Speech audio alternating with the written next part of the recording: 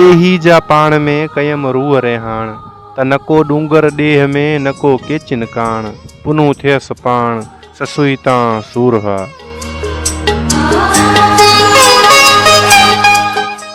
अस्सलाम वालेकुम सामीन, FM 92 हाईवे नूरियाबाद जे स्टूडियोज़ मां प्रोग्राम सुहानो सफ़र साण करे अवां जो मेज़बान नाज़ जमील अमन कोसो अवां जी ख़िदमत में हाज़िर आहियां।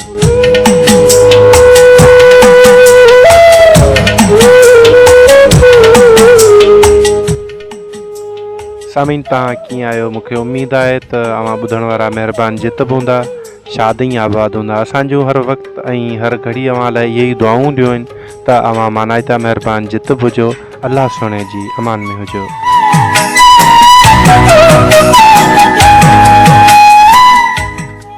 प्रोग्राम में अवां सां खोड़ सारियूं ॻाल्हियूं बि कंदासीं ऐं मौसीक़ी जे जहान मां मधुर आइटम बि अवां जे समातनि ताईं ज़रूरु पहुचाईंदासीं।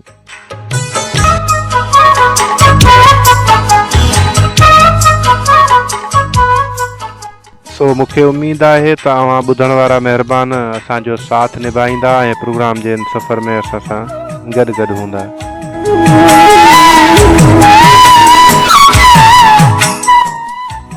ऐं मूंखे उमेद इहा बि आहे त अॼोको ही प्रोग्राम अव्हांखे ज़रूरु पसंदि ईंदो। जेकॾहिं प्रोग्राम पसंदि अचे त पंहिंजी राय जो इज़हार बि ज़रूरु कजो दोस्तो।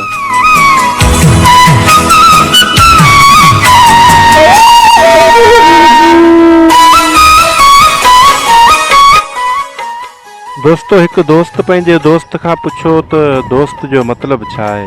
उन ई ते ॿिए दोस्त वाराणियो त उहो ई दोस्त दुनिया में आहे जंहिंजो को बि मतिलबु न आहे हूंदो।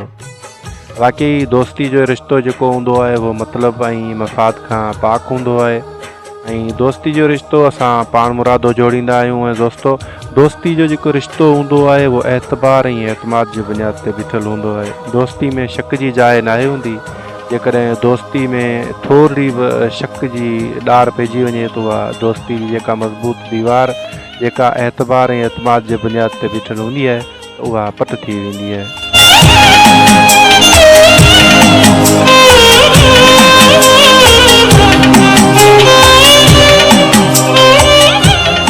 सामीन, कंहिंसां बि दोस्ती जो रिश्तो जोड़ण खां अॻु में पंहिंजी दिलि में हिकिड़ो ऊनो क़ब्रिस्तान जोड़े छॾियो, जीअं उन ई दोस्त जूं ग़लतियूं ऐं जेके ख़ामियूं आहिनि त उहे उन ई क़ब्रिस्तान में दफ़न करे सघजनि।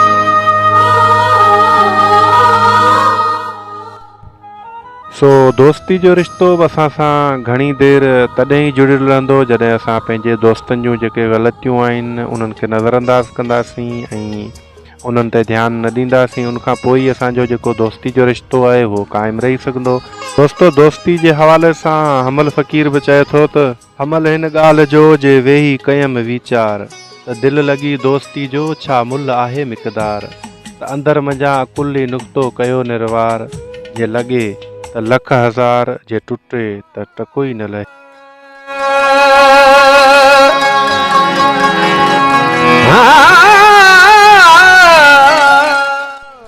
साथियो, प्रोग्राम जो आगाज़ कयूं था जमालुद्दीन फ़क़ीर जे इन ख़ूबसूरत आवाज़ सां ऐं मोटी मिलूं था इन आरफाने रंग खां पोइ। रहिजो असां सां गॾु ऐं ॿुधंदा रहिजो FM 92 हाईवे नूरियाबाद, अवां जो हमसफ़र।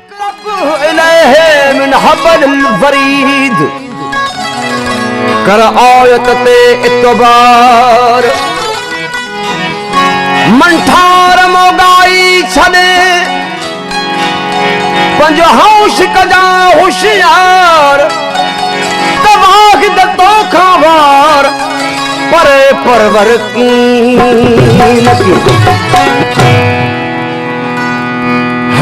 अल्लाह अल्लाह अंदर में हक अल्लाह जो अल्लाह अंदर में हक अल्लाह खुदा बोले पंजे बोल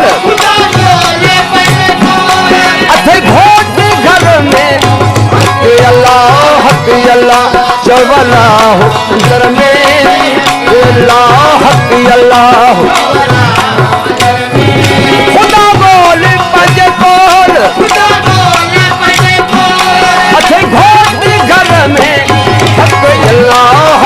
अल्लाह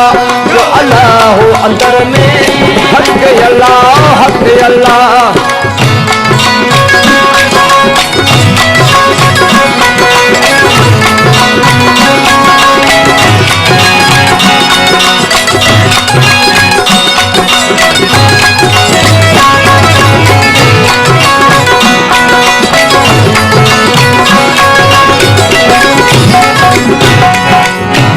जलशान जो मकान दिल मंजे मंदिर में,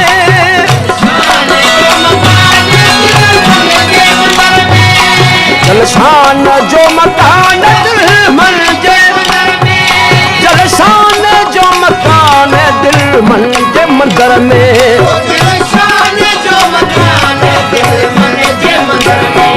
संदो जिक्र कजा फिक्र मिले फैज फिक्र में, हक अल्लाह सो अल्लाह अंदर में, हक अल्लाह खुदा बोल पंजे बोल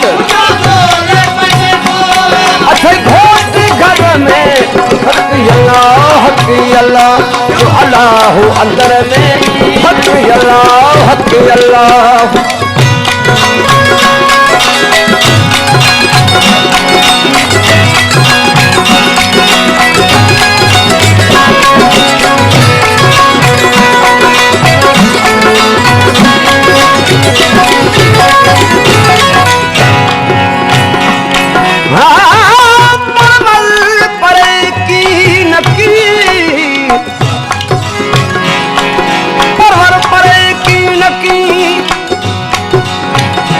तो सारा जिक्र इब्राहीम आहे कखपन में कलतार सो कादिर पौन करीम, वल्लाहु बिकुल शैन मुहीत, हो आगो चवे अली